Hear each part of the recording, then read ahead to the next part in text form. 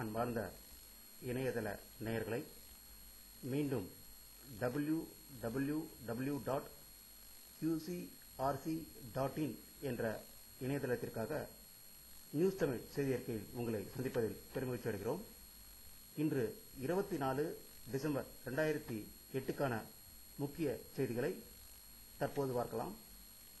இணையதள நேயர்கள் அனைவருக்கும் கிறிஸ்துமஸ் வாழ்த்துக்களை தெரிவித்துக் கொள்வதில் www.qcrc.in என்ற இணையதளமும் அதனுடைய நியூஸ் தமிழ் செய்தி அறிக்கையும் பெருமகிழ்ச்சி அடைவதை இந்நன்னாளில் தெரிவித்துக் கொள்ள ஆசைப்படுகிறோம்.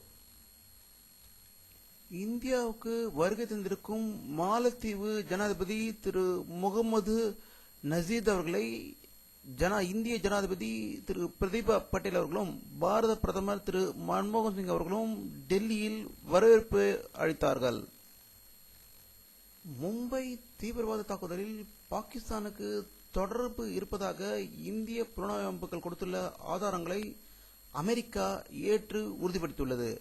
பாகிஸ்தானுக்கு எதிரான இந்தியாவின் வாதங்கள் வலுவாக இருப்பதால் அவர்கள் கொடுத்துள்ள தகவல்கள் அனைத்தும் உண்மையானவை என்றும் வலுவானவை என அமெரிக்க புலனாய்வு அதிகாரி ஜான் மிக்கேல் மெக்கனல் உறுதிப்படுத்தியதாக செய்திகள் வந்து கொண்டிருக்கின்றன.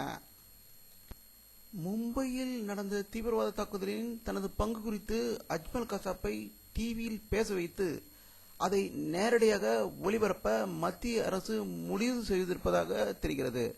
இது தொடர்பான முடிவை செவ்வாய்க்கிழமை கடந்த மத்திய உள்துறை அமைச்சகம் மற்றும் புலனாய்வுத்துறை அதிகாரிகள் கூட்டத்தில் எடுக்கப்பட்டதாக செய்திகள் வந்து கொண்டிருக்கின்றன. இதற்கிடையில் கசாப் தனக்கு பாகிஸ்தான் வக்கீல் தேவை என்று கூறியிருப்பதாகவும் செய்திகள் வந்து கொண்டிருக்கின்றன.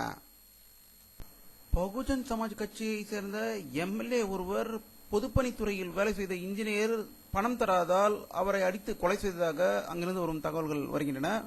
அவர் மீது எஃப்ஐஆர் பதிவு செய்யப்பட்டதாகவும் தகவல்கள் தெரிவிக்கின்றன. காஷ்மீர் மாநிலத்தில் மொத்தம் உள்ள 87 தொகுதிகளுக்கு 7 கட்டமாக தேர்தல் நடத்த முடிவு செய்யப்பட்டது. இன்று 7வது கட்டமாக தேர்தல் மிக அமைதியாக முடிந்ததாகவும் இதனுடைய வாக்கு எண்ணிக்கை வருகிற 28ஆம் தேதி எண்ணப்படும் என்று காஷ்மீரிலிருந்து வரும் தகவல்கள் தெரிவிக்கின்றன. சவுதி அரேபியாவில் வீட்டு பணியாளர்கள் துஷ்பிரயோகம் செய்யப்படுவதற்கு எதிரான பிரச்சார நடவடிக்கை ஒன்று அங்கு பெரும் சர்ச்சையை ஏற்படுத்தியுள்ளது. அவர்கள் வெளியிட்ட புகைப்படங்கள் அனைத்தும் சவுதியில் அப்படி நடப்பதாகவே அங்குள்ள பலர் ஒத்துக்கொள்வதாகவும் செய்திகள் வந்து கொண்டிருக்கின்றன. கடவுளின் பிரதிநிதிகள் நாங்கள்தான் என்று கூறிய ஒரு சமூகத்திற்கு சிம்ம சொப்பனமாக திகழ்ந்த தந்தை பெரியாரின் 35வது நினைவு நாள் இன்று அனுசரிக்கப்பட்டது. அவருடைய சிலைக்கு தமிழக அமைச்சர்கள் மு.க. ஸ்டாலின் அவர்கள் மற்றும் நிதியமைச்சர் ப. அன்பழகன் அவர்கள் மலர் தூவி அஞ்சலி செலுத்தியதாக தகவல்கள் வந்து கொண்டிருக்கின்றன. தமிழக முதல்வர் திரு கருணாநிதி அவர்கள் இன்று தலைமைச் செயலகத்தில் தொலைதூர கிராமப்புற மக்களுக்கு தரமான மருத்துவ வசதிகளை அளித்திட 100 நடமாடும் மருத்துவ குழு ஊர்திகளை கொடியசைத்து துவக்கி வைத்ததாக தலைமைச் செயலகத்திலிருந்து வரும் தகவல்கள் தெரிவிக்கின்றன. முன்னாள் முதல்வர் எம்ஜிஆரின் 21வது நினைவு தினம் இன்று அனுசரிக்கப்பட்டது. அதிமுக பொதுச் செயலாளர் செல்வி ஜெயலலிதா அவர்கள் கடற்கரையில் உள்ள எம்ஜிஆர் சமாதியில் மலரஞ்சலி செலுத்தினார்.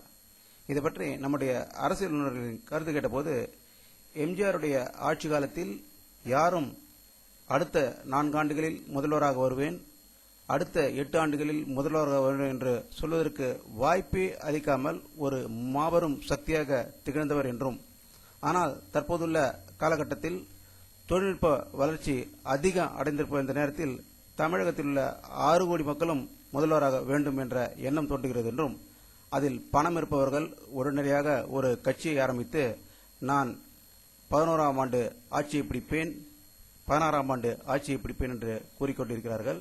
இதை பற்றி நம்முடைய அரசியல் வல்லுநர்கள் திருவாரூர் மாவட்டத்தில் ஒரு விவசாயியிடம் தற்போதைய தமிழகத்தில் உள்ள அரசியல் பற்றி கேட்டதற்கு அந்த விவசாயி கூறிய வார்த்தைகள்,